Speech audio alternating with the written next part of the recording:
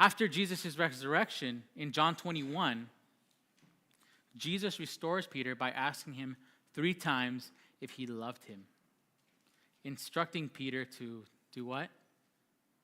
Feed my sheep. Peter's story shows us that even when we fail, calls us to continue our commitments. How many of you guys have failed in here? I have. Many, Theo maybe. Right? We all know Theo. We all know.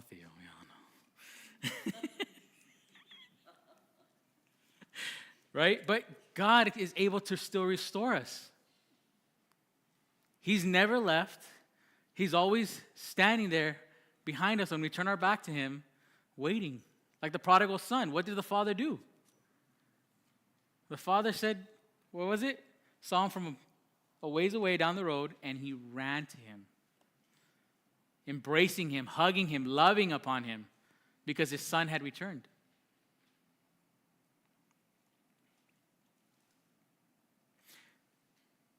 Jesus offers restoration and calls us to continue our commitment. For us Christians, this means acknowledging our shortcomings and continuing to follow Jesus, knowing that his grace covers our failures and he still has work for us to do.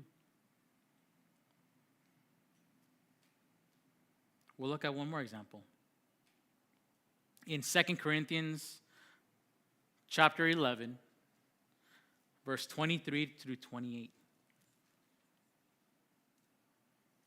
This one's Paul's suffering for the gospel. Right? We kind of been touching on some of this in the last couple of Sundays, yeah?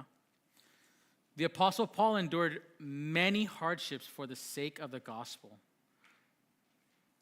showcasing the cost of commitment to Christ. In 2 Corinthians 11, Paul lists the sufferings that he had to endure: imprisonment, beatings, shipwrecks, danger from various sources, and a constant concern for all the churches. Paul's experiences remind following Jesus can involve a significant personal sacrifice, as it's been reiterated. Yeah. And even suffering. Even suffering.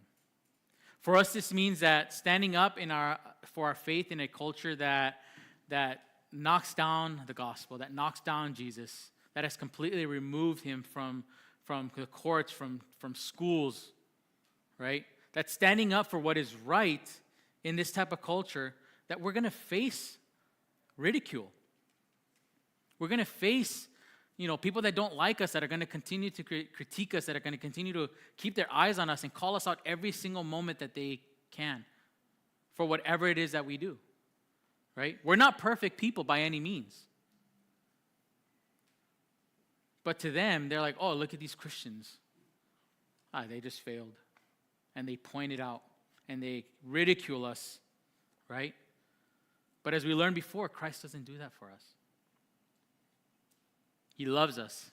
Says, hey, Keone, you good, brother. Stand on up. Let's keep walking. Right, Keone? He encourages us, right?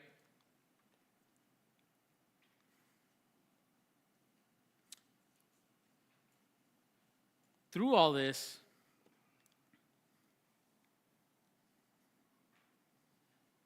we understand the basic message, which is that as Christians, we're going to suffer. We weren't promised tomorrow. We weren't promised an easy walk.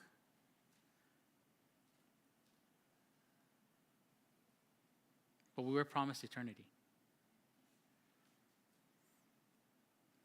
We were promised our crowns for the good work that we do. And eternity with Jesus Christ.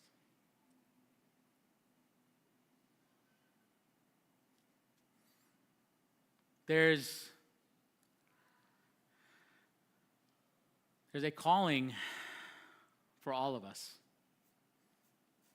every day that we wake up. That's to pick up your cross and follow Jesus. Yeah? And I want to encourage you guys to do that.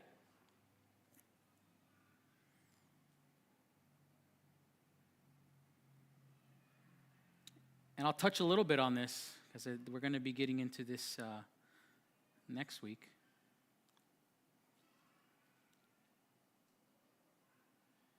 But it is to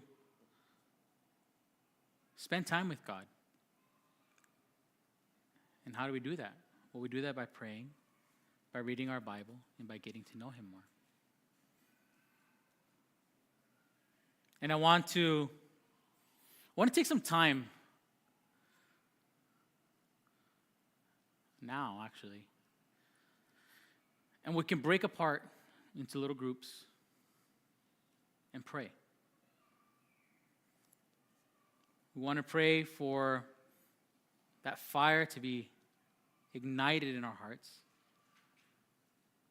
We want to pray for opportunities to be able to share the gospel with our coworkers, with our neighbors, with our spouses, our friends, or whoever we may meet on the street. But during this time, pray that God shows you what He wants you to do, who He wants you to minister to, and how He wants us to walk with Him.